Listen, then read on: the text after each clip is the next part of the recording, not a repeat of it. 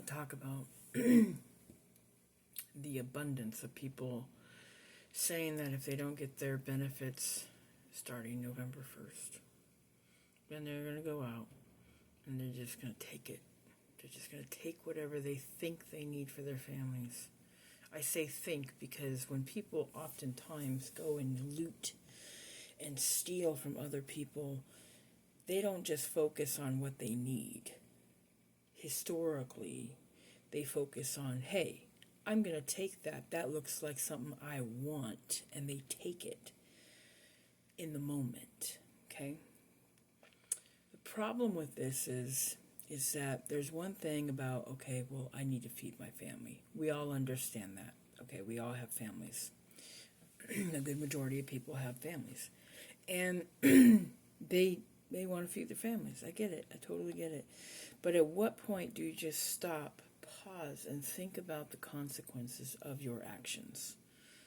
Okay, while you're over here thinking, I have to feed my family, you're not thinking about what happens after you do what you think is necessary to feed your family. Okay, so let's dive into that. So say you're a single parent and you're like, I gotta do whatever it takes to feed my family. Okay, well, this is what's gonna happen if you do these things.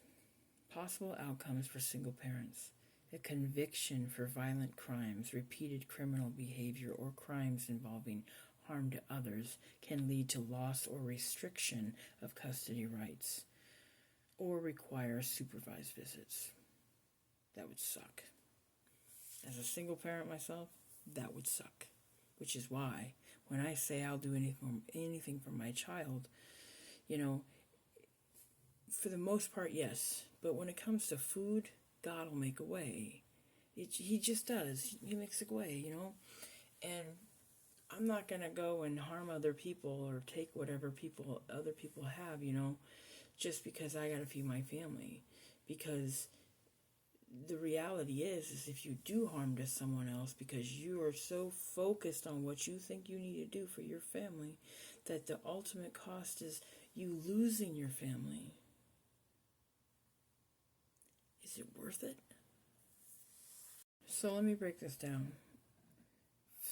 I'm in Nevada. So say you're in Nevada and you lose your SNAP benefits. What happens if you steal? No force, you're not trying to harm anybody, you just steal. So an example penalty could be up to 6 months in jail. Well, during those 6 months, who's feeding your family? Okay? SNAP penalty: temporary or permanent disqualification. Theft with harm is 1 to 4 years in prison. SNAP penalty: permanent disqualification. And for those of you who think it's a flex to sell your SNAP fraud over $650 is a Class E felony. And SNAP penalty is restitution and fines, meaning you don't get restitution, you pay restitution back to other people.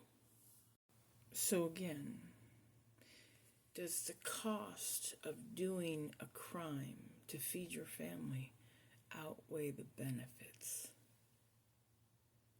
See, the problem with chaotic noise in our minds, right, about how, oh my God, I'm going to lose my SNAP benefits.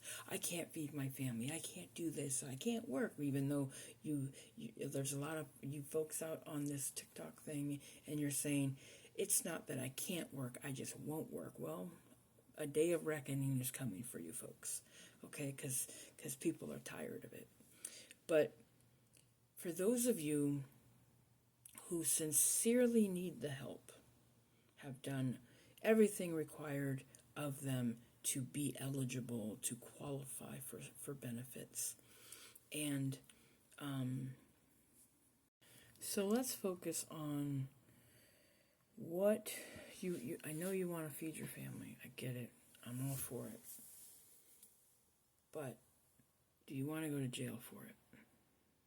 If the answer is no, you want to not go to jail, you want to feed your family, and you want to stay with your family, then do yourself a favor.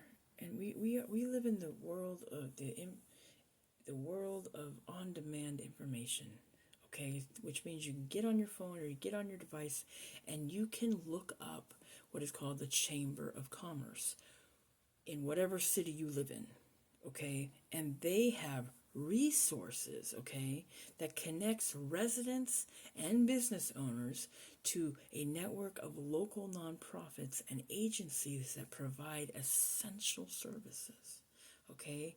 Food assistance, okay? Shelter and housing assistance. And while you're saying a lot of that stuff is government, yes, I understand that. A lot of it's federal, but the state also has their own budget too, okay? And then also, there's a lot of people out there that they donate funds and they donate resources to the community to help the community, okay? Much like the Great Depression. The Great Depression is a fascinating era. Why? Because before the stock market crash, things were thriving. People were really thriving, right?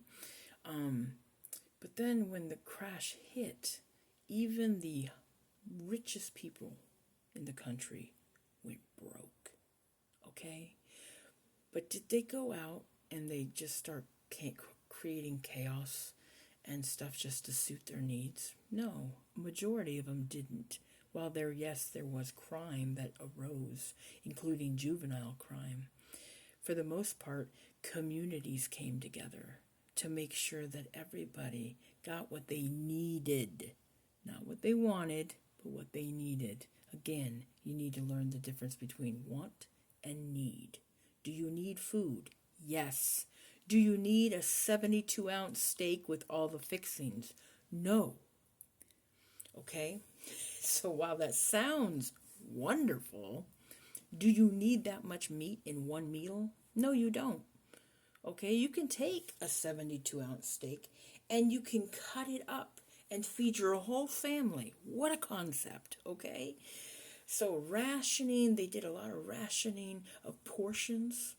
I implore you, sorry, my tongue gets all wrapped up, to go to YouTube and look up the Great Depression recipes and what families did. And while you're like, oh, I'm not doing that, that's that, and then this, that, and the other. Okay, if that's the mindset you want to live in. But if you truly are set out to feed your family, you're going to do whatever it means necessary. And I don't mean go and cause chaos and crisis and for other families. I mean, you will do what's necessary for your family, including making water pie. Okay, if that's where it comes down to. But we live in such a vast world where our communities, we have resources. Communities come together like Vegas strong, okay? We can get through this. If they could do it in the Great Depression, you can do it today. You don't have to commit crime to feed your family. You just have to know where to go for assistance, for direction, for guidance. I don't want you to go to jail. I don't know you as a person, and I might not agree or align with your values or morals or whatever the deal is. But regardless, if there's children involved, I do not want you to go to jail because your children need you. I really hope someone is listening to this and really, weighs the benefits and the costs of doing whatever it is you think you've concocted in your head to deal with the crisis that is the SNAP benefit debacle and shutdown. Just remember also, who put you in this position? And don't you dare say it was Trump. Trump's not putting you in this position. It's the Democratic Party that have actually come out in interviews and said, oh, we're using this as leverage. Meanwhile, the Republican Party actually wrote up a bill to allow funding for SNAP during the month of November, but the Democrats shot it down. So, know who you vote for. Know who's for you.